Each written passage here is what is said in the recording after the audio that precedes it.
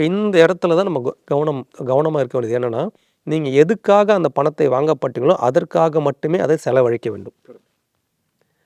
ஆனால் இங்கே என்ன பெரிய லெவலில் நடக்குது பார்த்தீங்கன்னா, அந்த பணத்தை சப்போஸ் நீங்கள் ஒரு தொழில் வியாபாரத்துக்காக வாங்கப்பட்ட கடனாக இருந்தது, அது தன்னுடைய தனிப்பட்ட தேவைக்காக பயன்படுத்துகிறவங்க தான் அதிகம். ஏன்னா யார் கேட்க போகிறாங்கன்னு ஒரு கேள்வி வரும். திருப்பி கட்டணும், அவ்வளோதான்.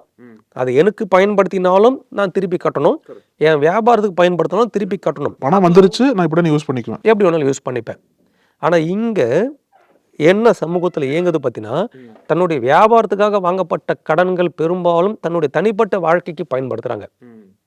தன்னுடைய ஆடம்பரமாக வாழணும், தன்னுடைய நண்பரோ உறவினரோ அருகில் இருக்கக்கூடிய ஒரு நபர் வந்து ரொம்ப கார் பெருசாக வாங்கிட்டார், இல்லை வந்து வீடு வாங்கிட்டார், இல்லை வீட்டில் உள்ள அலங்காரம் பண்ணுறதுக்கெல்லாம் பல லட்சங்கள் செலவு பண்ணுறவங்களாம் இருக்காங்க.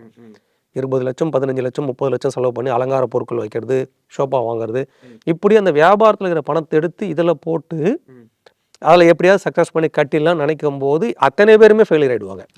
இப்போ இந்த வாங்கப்பட்ட வியாபாரத்துக்கு வாங்கப்பட்ட கடன் பார்த்திங்கன்னா பெரும்பாலும் இந்த தனி நபர் தனக்காகவோ தன் குடும்பத்துக்காகவோ செலவு பண்ணி அதில் லாஸ் ஆகிறவங்க தான் அதிகம் பேர்.